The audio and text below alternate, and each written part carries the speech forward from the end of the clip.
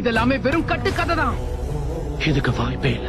இப்படி நடக்க கூடாது. நீ சொல்றதெல்லாம் நம்புறதுக்கு என்ன பார்த்தா என்ன முட்டாள் மாதிரி இருக்கா? நான் ஒண்ணு போய் சொல்லல. ஹிட்டாச்சிய பத்தி நான் சொன்ன எல்லாமே உண்மைதான். அவன் சாஸ்கேக்கு மட்டும் இல்லாம ஹிடன் லீஃப் வில்லேஜ்காகவே தன்னுடைய உயிரை விட்டான். ஒருவேளை உண்மையா இருந்தா ஹிட்டாச்சியை கொன்னதுக்கு அப்புறமா அவன் அகாட்ஸ்கி கூட சேர்ந்து வேலை செய்ய போறான். நடந்த எதுவுமே உங்களுக்கு தெரியாது. உண்மை என்னன்னா, நருட்டோ, ஹிடன் லீஃப் வில்லேஜோட பெருந்தலைவர்கள் ஹிட்டாச்சியை பயன்படுத்தி உச்சிஹா இனத்தையே அழிச்சிருக்காங்கன்னு. ஆனா ஏன் ஹிட்டாச்சி ஏன் உச்சிஹாக்கு துரோகம் செய்யணும்? ஹிட்டாச்சிக்கு 4 வயசு. அப்பவே பல பேர் சாகிறத அவன் கண்ணால பார்த்தான்.